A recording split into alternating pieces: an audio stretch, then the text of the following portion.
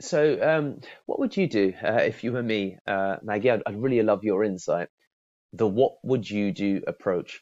Hi guys, my name's Deepak Shukla, founder at Pearl Sales. We're a sales training and development agency based in the UK as well as the USA and serving clients worldwide. And here today in day number 86, let's write that out, of 119 days of cold calling training. We're here to talk about the what would you do approach. But before we get into it, feel free to click the link in the description below to get access to 17 additional strategies that are not shared in this training.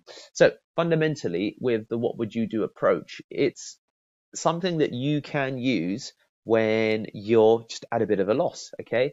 Where you can't get through to the right person or you don't know who the right person is. And there's just some degree of complexity that's outside of your grasp fundamentally. So with the what would you do approach, it's simply really a case of getting on the good side of the perceived DM, because ultimately you'll have got through to a person and that person is not the right person, okay? Or it would be the gatekeeper. And again, you're talking to the gatekeeper because you don't know, or, because you do talk to the gatekeeper, but you don't know who the decision maker is, or you just can't get through to the decision maker because they seem to be uncontactable, incommunicado, whatever it might be. So in this instance, you said, you know what, Maggie, just what would you do if you were me? I'm really keen to, and then you just you align fundamentally. Oh, here we go. Let's X that out.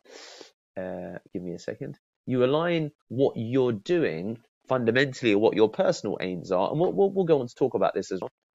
So fundamentally, you're calling upon the help of the decision maker that you're talking to, the wrong decision maker, if you will, or the gatekeeper.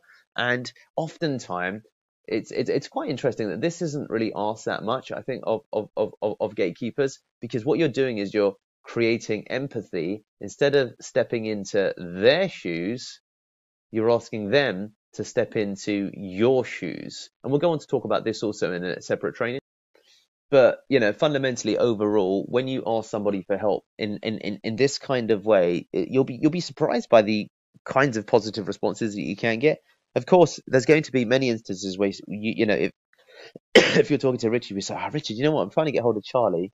And there's variations around this, okay? So it's, Richard, I'm trying to get hold of Charlie, but I can't seem to get hold of him at all.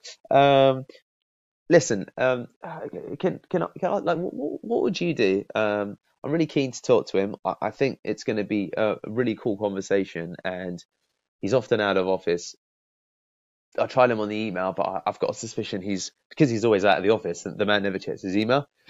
Have you got a recommendation for me or something? I'd really love your help, buddy. So do you see that you're combining the what would you do approach with the ask for help approach, and that's a great thing.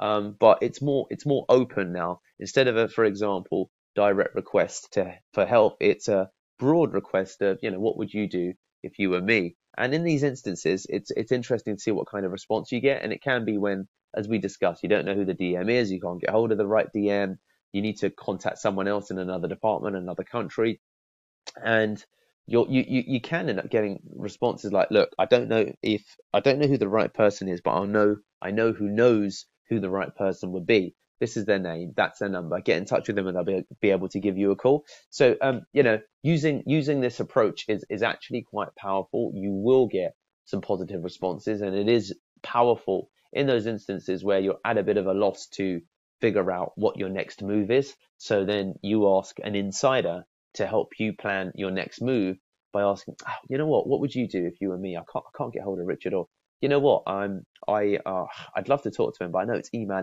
only. What would you do? Have you got any recommendations for me? So using that kind of language, have you got any recommendations for me? Or what would you do if you were in my shoes? Or do you have any advice for me? So they're all variations of the what would you do approach, and definitely do use this when you're struggling to get through to the right person. Cheers everybody. Remember, we've got 17 gated strategies just waiting for you. All you need to do is bing, Subscribe as well as click the link in the description below to get access to those 17. Get some.